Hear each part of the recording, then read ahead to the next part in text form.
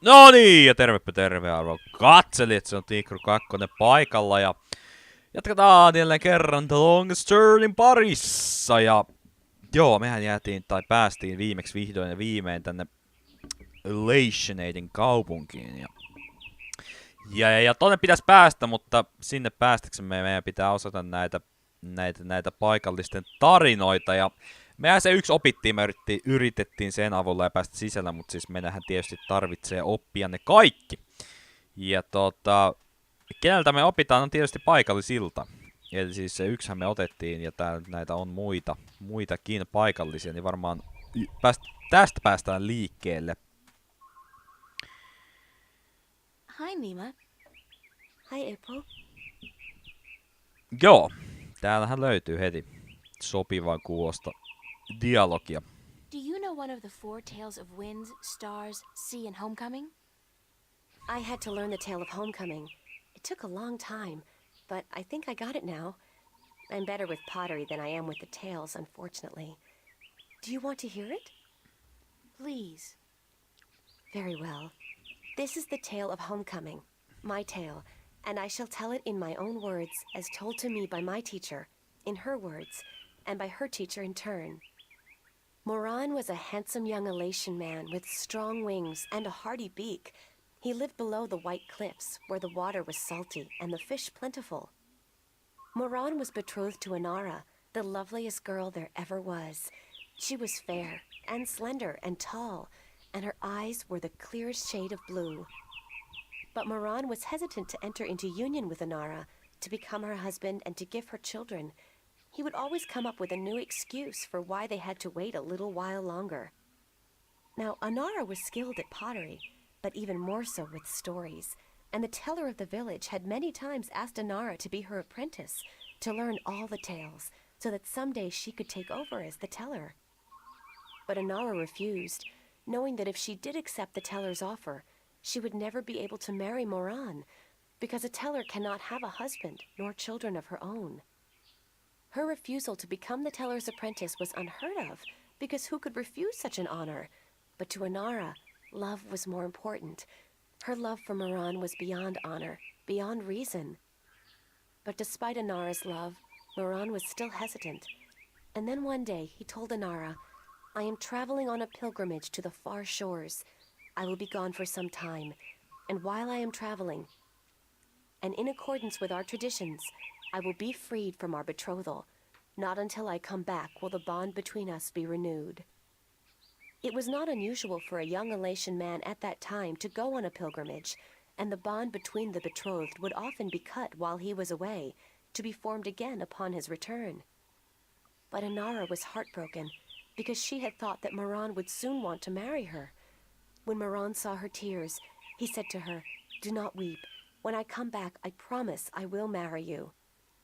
Just wait for me, and stay with your pots, to make the time pass quickly." And then Moran left on his pilgrimage to the far shores. Many years went by, and Moran had exciting adventures on the far shores. But by and by, he began to long for home, and for Anara, and now he had finally realized that he loved her, and that he wanted to marry her. But when he returned, he could not find Anara amongst the pot makers. He went to visit her family, and they told him that, after waiting for many years, Anara accepted the teller's offer of apprenticeship. And that when the teller left on the last wind during the previous winter, Anara herself became the new teller. Angry, Moran made his way to the teller's nest, and when he saw Anara, he said to her, "You promised me you would wait." But Anara did not say a single word in answer. She just turned around and lifted something wrapped in leaves from the cot behind her and gave it to Moran.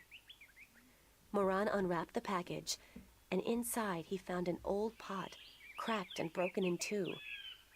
"What is this pot?" he asked. "And why did you not wait for me like I asked you to?" And finally Anara spoke, and she said to Moran, "I made this pot for you, my dear Moran, when you left, because I wanted it to be my marriage gift to you. But when many, many years passed, I finally realized that you did not love me the way I loved you, and to live hoping otherwise would be death." "But I want to marry you," cried Moran. "I came back." but Anara just nodded at the broken pot in Moran's hands and said, like an old pot that is left without care, a heart may break in two, and a broken heart can never be mended.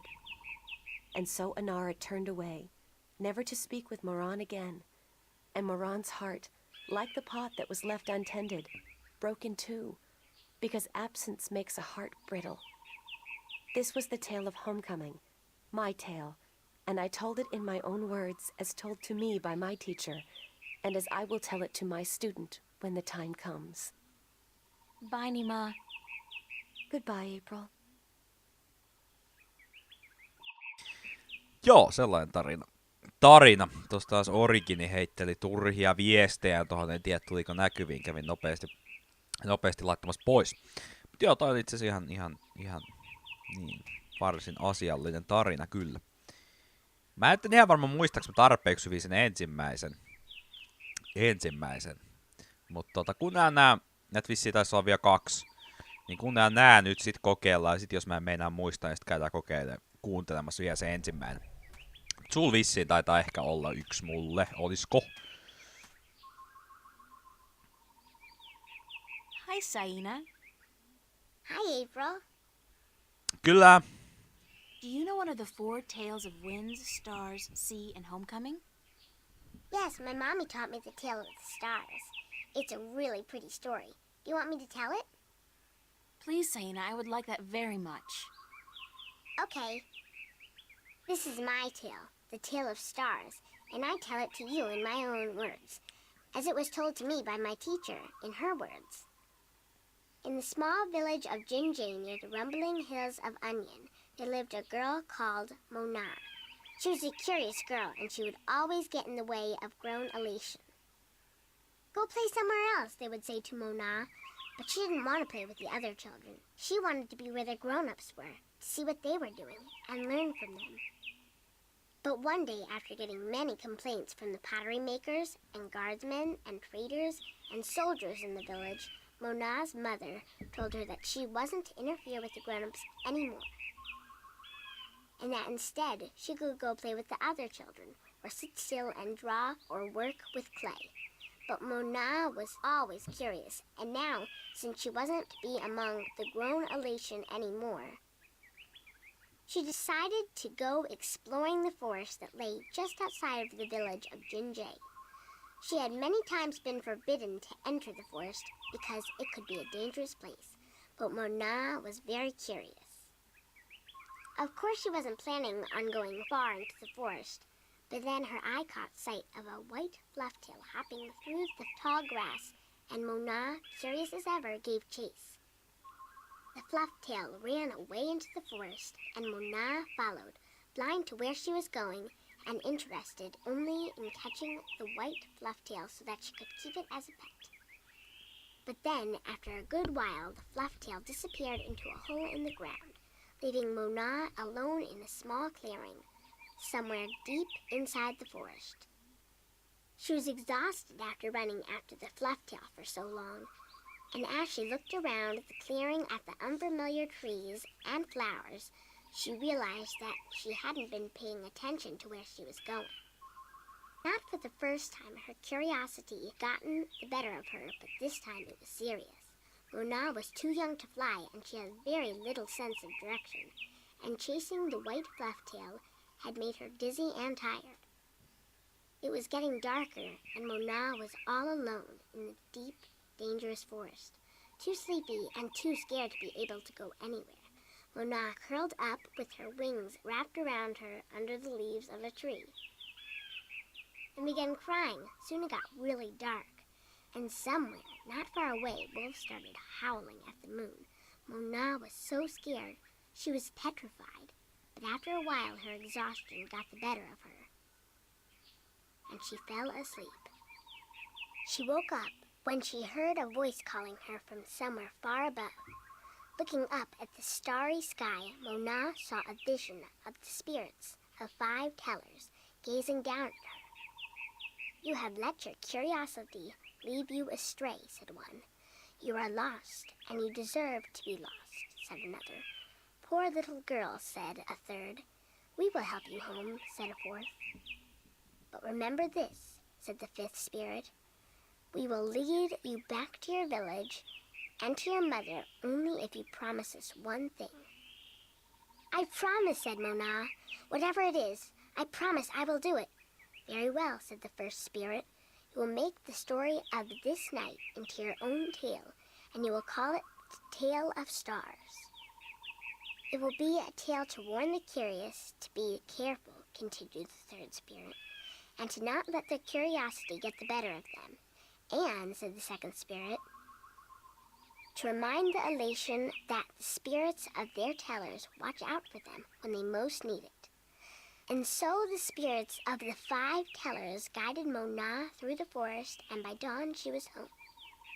And Mona did tell her tale, the Tale of Stars, to everyone in the village, so that everyone would remember that the curious must be cautious, and that the spirits of the tellers are always watching.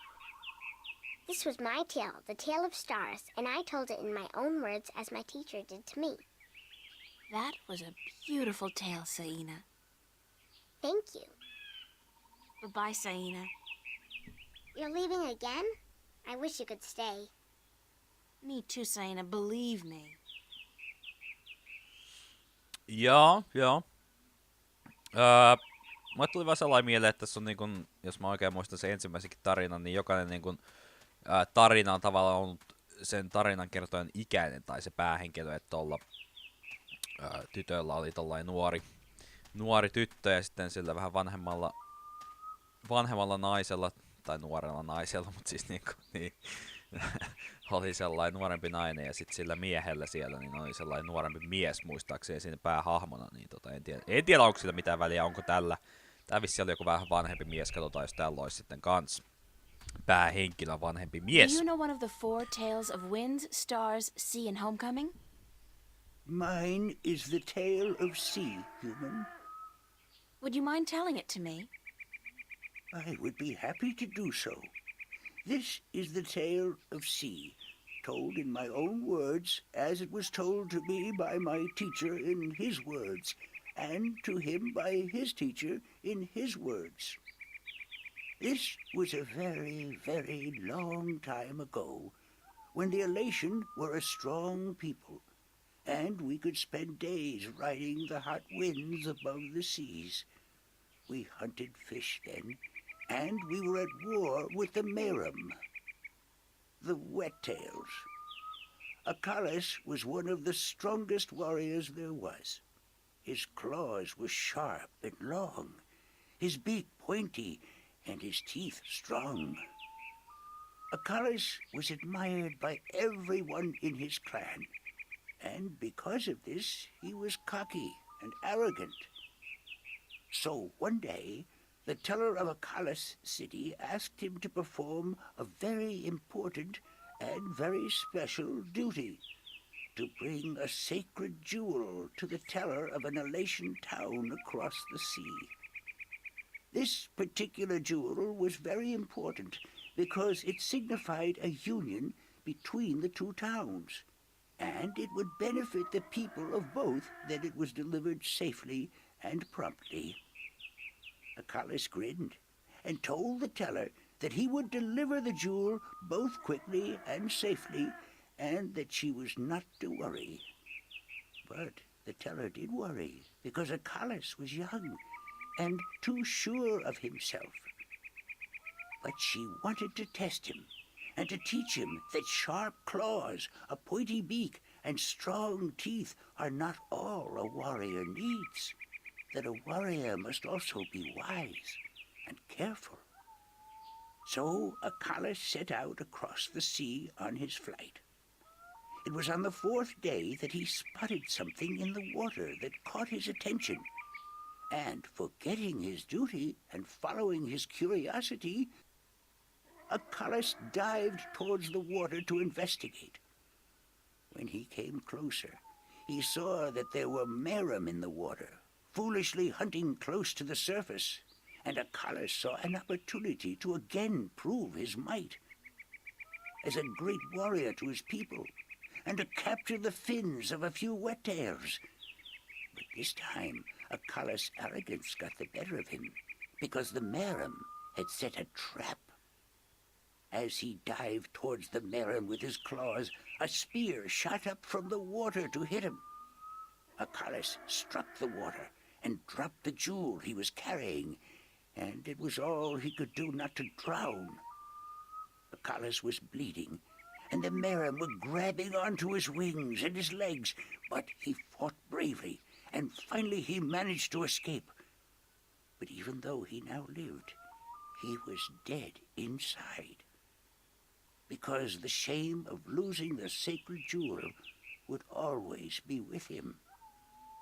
Apriill could not return to his village because he had neglected his duty to his teller and to his people, and so he went away to a small island where he could be alone.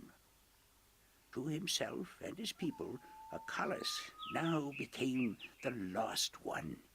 He who had been on a sacred mission but had failed in his arrogance. A year passed, and one day Apriill met with human traders from a ship that came close to his island. From the traders, Apriill heard speak of a hideous creature that lived in the sea, the Octowoe. The Octowoe was said to have a third eye, like a jewel, and that this eye pulled hapless sailors into its deadly eight-armed grasp. Apriill knew immediately that the Octowoe's third eye had to be the jewel that he lost in the sea a year ago, and he now saw the opportunity to redeem himself. But elation were not used to water, and the thought of submerging himself in the cold, harsh ocean chilled Apriill to his heart. But he was the Lost One, and if in his death he could at the very least redeem himself, to his own heart then it would be worth it. So Apriill fashioned himself a spear, because in the water his claws and his beak would be too slow, and he flew out to where the Octowoe was last seen. And then Apriill dived into the sea. The dark water closed in on him, and his wings and legs went numb. But still Apriill kept pushing down until he saw the lair of the Octowoe.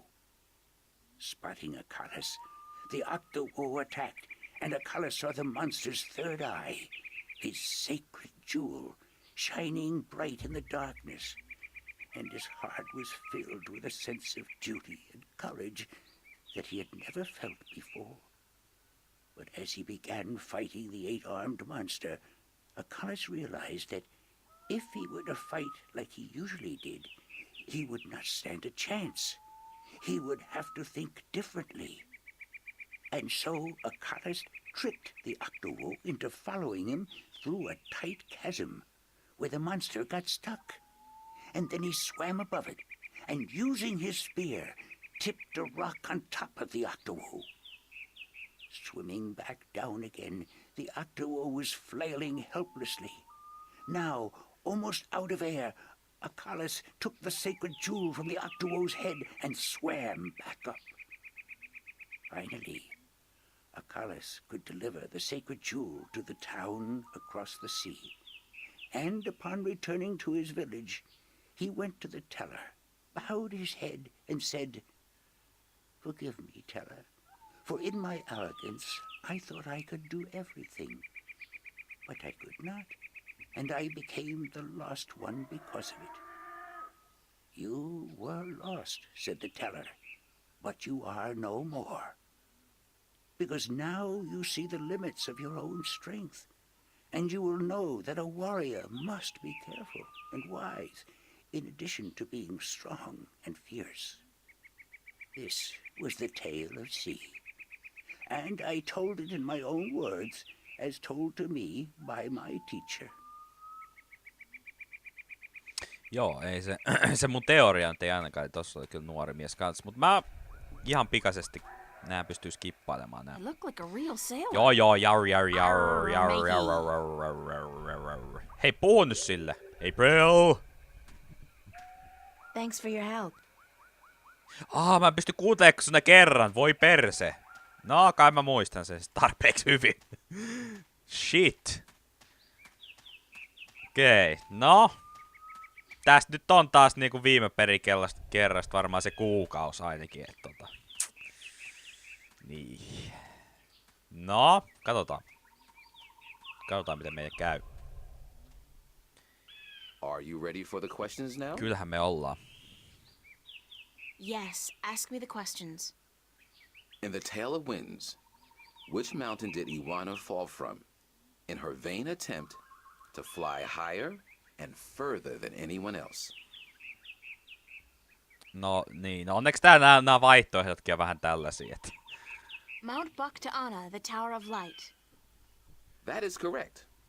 In the Tale of Stars, what did Mona see in the sky that helped her find her way home? Okei, se oli ilmeisesti yksi kysymys vaan tosta, joten... In the airplane. The spirits of five Ja tellers. tässä on varmaan idea, että ne on kuunnellut That is correct. läpi edes. In the Tale of Sea, what creature did the Lost One battle in his quest to recover the sacred jewel? No okei, tässä nyt periaatteessa voisi olla joku snap. No näistä joo. No joo, niin. The Octawo? That is correct. My final question to you is this. In the Tale of Homecoming, what was given to Moran by his teller when he returned from his pilgrimage? A broken pot, to teach him that absence may break a heart in two. You have correctly answered all my questions, and so have proven your knowledge of the four tales. You are the Windbringer. The teller would see you presently. No niin! Se meni hyvin. Kyllä. Hello there. Onks täällä mitään? Ei tää vissiin varmaan mitään mun... Come closer, human. Älä pelottele. Closer. I cannot see your face. Closer still. Come sit here by me.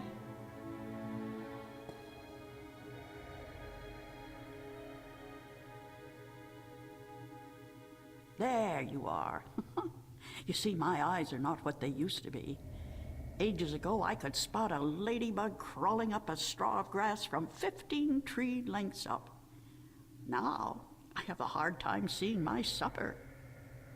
But my ears, balance be praised, my ears, they are as good as ever. I could hear you outside, learning the tales my children tell. You are a good listener and a fast learner.